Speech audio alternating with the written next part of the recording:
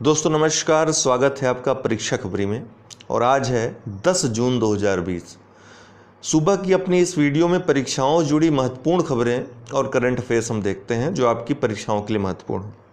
आपका exam calendar कल आ गया और 11 अक्टूबर को यूपी पीसीएस प्रीलिम्स 2020 परीक्षा निर्धारित हुई है। उसके पहले अगस्त में आपका बीईओ का प्रीलिम्स का एग्ज़ाम, आरओ का प्रीलिम्स एग्ज़ाम 13 सितंबर को हो जाएगा। 4 अक्टूबर को आपको यूपीएससी का एग्ज़ाम है। ये आपका जो सीरीज़ है सुबह का 8:30 बजे का, इसको आप देखते रहें। सभी परीक्षाओं के लिए प्रीलिम्स मेंस जो भी होगा महत्वपूर्ण रहेगा, नोट्स बनाते चलें। रात में जो 8 बजे वीडियो आता है सामान्य अध्ययन का, वो आप देखते रहिए, ठीक है। और ग्रुप में जो हम प्लेलिस्ट आपको दे देंगे, उस प्लेलिस्ट को बस ओपन करना है, आपको सारे वीडियोस देखना है।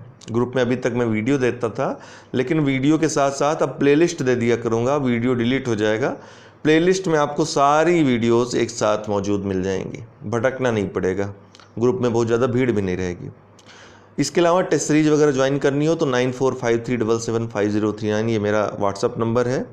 9453775039 इस पर संपर्क करके आप टेस्ट सीरीज ज्वाइन कर सकते हैं किसी भी चीज़ की, चाहे मेंस हो चाहे प्रीलिम्स हो, कोई भी टेस्ट सीरीज आप ज्वाइन कर सकते हैं।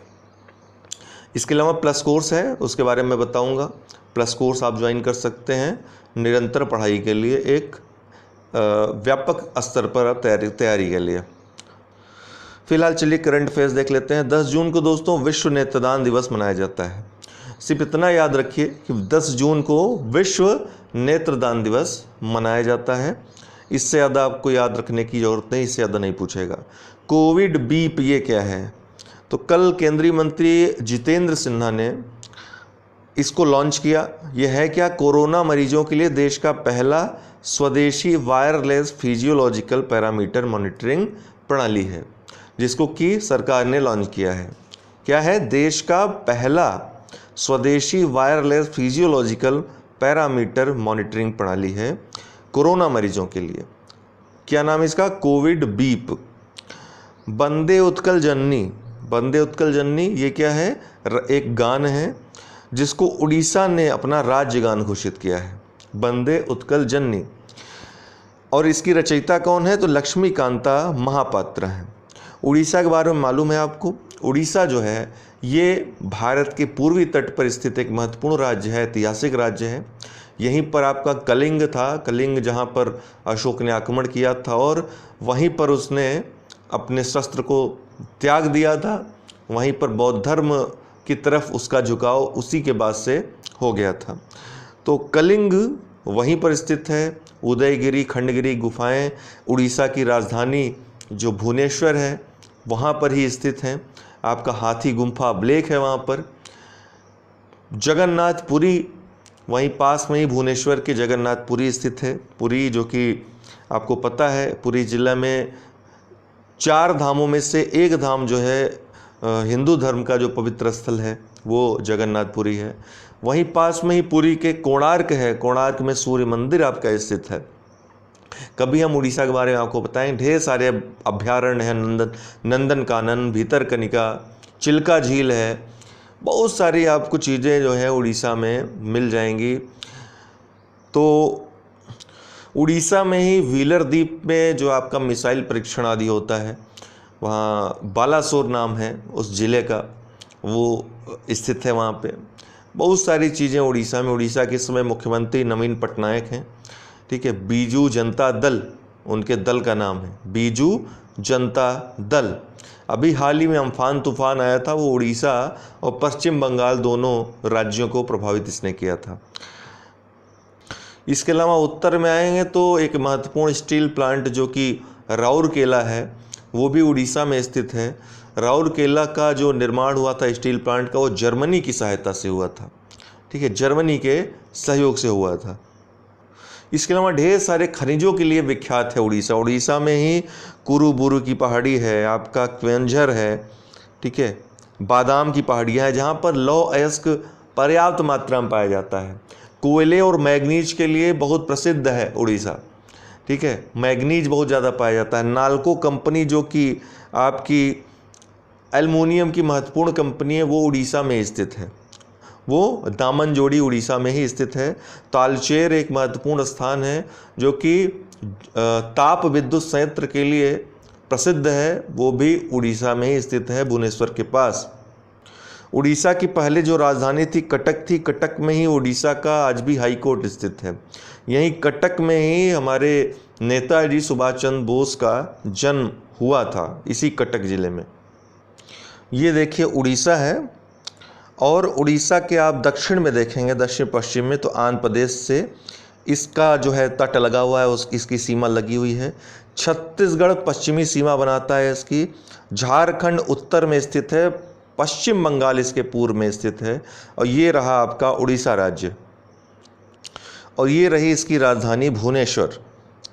भुवनेश्वर है, ये कटक है इसके उत्तर में, ठीक है। और नीचे आप सबसे नीचे आएंगे तो आपको पुरी मिलेगा, ठीक है, पुरी। और पुरी के पास ये कोणार्क है आपका, जहाँ पर कोणार्क का सूर्य मंदिर स्थित है आप। और सबसे उत्तर में आएंगे तब आपको राउरकेला मिलेगा। ये इसके बाद झारखंड की सीमा शुरू हो जाती है, पश्चिम बंगाल झारखंड की सीमा शुरू हो जाती है। यहीं पर उड़ीसा में एक संबलपुर जिला स्थित है दोस्तों, ये संबलपुर। और यहाँ पर ही भारत की जो सबसे बड़ी जो जल विद्युत प्रणाली है, इसे आप देख रहे हैं, जो ये रिवर दिख रही है आपको संबलपुर के पास से बहती हुई, यही दोस्तों महानदी है।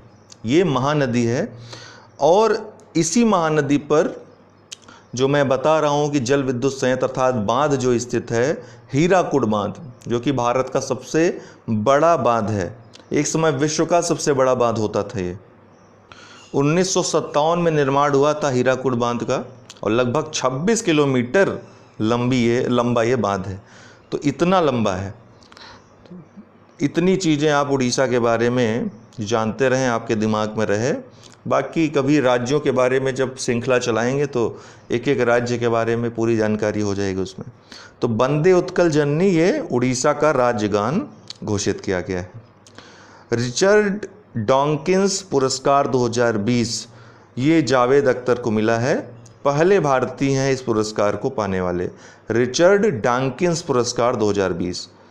ये पुरस्कार दोस्तों जो रिचर्ड डॉकिंस हैं, ये जीव विज्ञानी थे, विकासवादी जीव विज्ञानी थे इंग्लैंड के। तो इन्हीं के नाम पे पुरस्कार 2003 से दिया जा रहा है। और ये पुरस्कार उसको दिया जाता है जो धर्मनिरपेक्षता के संदर्भ में उल्लेखनीय कार्य करता है। तो जावेद अख्तर को इस बार पुरस्कार मिला है, ये पहले भारतीय हैं ये पुरस्कार पाने वाले, रिचर्ड डॉकिंस पुरस्कार। उत्तराखंड से दो महत्वपूर्ण खबरें हैं। पहला तो गैरसैंण जो है, इसको ग्रीष्मकालीन राजधानी घोषित किया गया है। उत्तराखंड के बारे में मैं एक वीडियो में आपको दिखा चुका हूँ, मानचित्र सहित सब कुछ। तो उत्तराखंड की राजधानी जो है दोस्तों वो है देहरादून, लेकिन गैरसैंण को ग्रीष्मकालीन राजधानी घोषित किए, तो अब दो राजधानी वाला ये राज्य हो जाएगा। गैरसैंण ग्रीष्मकालीन राजधानी होगा उत्तराखंड का। और दूसरी जो खबर है उत्तराखंड से कि सबसे बड़े जैव विविधता पार्क का उद्घाटन किया गया। ये उद्घाटन कहाँ किया गया है? हल्द्वानी जिला में। उत्तराखंड के हल्द्वानी जिला में सबसे बड़े जैव विविधता पार्क का उद्घाटन किया है। वागजान 5 वेल, वेल मतलब कुआं। वागजान 5 वेल क्या है? ये प्राकृतिक गैस का कुआं है। कहाँ पर है? असम में है। असम के तिनसुकिया जिला में है। और यहाँ से गैस रिसाव के कारण विकट स्थिति पैदा हो गई। इसके लिए ये अभी हाल में चर्चा में आया है। क्या नाम है इसका? वागजान 5 वेल। जया जेटली दोस्तों ये टास्क फोर्स की अध्यक्ष नियुक्त की गई हैं। सरकार द्वारा एक टास्क फोर्स बनाया गया है जो कि लड़कियों के विवाह की उम्र की समीक्षा हेतु, विवाह की उम्र और उनके माँ बनने की उम्र की समीक्षा हेतु एक टास्क फोर्स गठित किया गया है जया जेटली के नेतृत्व में, जो इस पर अपनी राय देगा। ठीक है, जया जेटली नाम याद रखिएगा। न्यूजीलैंड दोस्तों कोरोना फ्री घोषित हुआ है, तो कल चर्चा में था काफ़ी। न्यूजीलैंड कोरोना फ्री घोषित हो गया है। न्यूजीलैंड, चलिए आपको थोड़ा सा हम मानचित्र में दिखाते हैं। देखिए ये है ऑस्ट्रेलिया महाद्वीप, ये ऑस्ट्रेलिया महाद्वीप है, ओशिनिया भी इसको कभी कभी बोलते हैं, और ये प्रशांत महासागर में स्थित है। प्रशांत महासागर में ये आपको ऑस्ट्रेलिया के दक्षिण पूर्व में तस्मान सी के पार न्यूजीलैंड दिख रहा है। न्यूजीलैंड मुख्यतः 2 द्वीपों से मिलकर बना है, हालांकि और छोटे छोटे द्वीप हैं इसमें, लेकिन मुख्यतः ये 2 द्वीपों से बना है, बड़े द्वीपों से, उत्तरी द्वीप और दक्षिणी द्वीप। उत्तरी द्वीप और दक्षिणी द्वीप। इसकी राजधानी जो वेलिंगटन है दोस्तों, ये उत्तरी द्वीप के दक्षिण में स्थित है। उत्तरी द्वीप के दक्षिण में स्थित है वेलिंगटन, और इसका जो सबसे महत्वपूर्ण शहर माना जाता है ऑकलैंड, सबसे बड़ा शहर माना जाता है, ये उत्तर में स्थित है। उत्तरी द्वीप में ये भी स्थित है।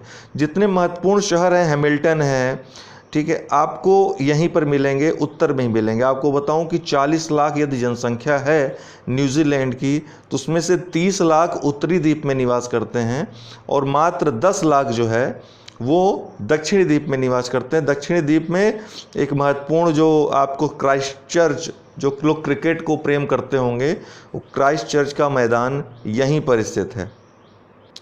दक्षिणी द्वीप के आप नीचे जाएंगे तो एक महत्वपूर्ण और द्वीप है न्यूजीलैंड का, ये है इसका नाम है स्टीवर्ट आइसलैंड। ठीक है, ये एक महत्वपूर्ण आइलैंड है न्यूजीलैंड का, स्टीवर्ट आइसलैंड। तो ये कोरोना से फ्री घोषित इसने आपको कर लिया। एक भी कोरोना मरीज जो अंतिम था वो भी सही हो गया। न्यूजीलैंड की राजधानी हमने आपको बताया वेलिंगटन है। प्रधानमंत्री यहाँ की जेसिडा अर्डन है, जो कि आपको डांस करती हुई दिखाई पड़ी। ठीक है, कल के वीडियोस आ रहे थे उनके, कोरोना फ्री घोषित होने की खुशी में। संसदीय राजतंत्र है यहाँ पे, संसदीय राजतंत्र है।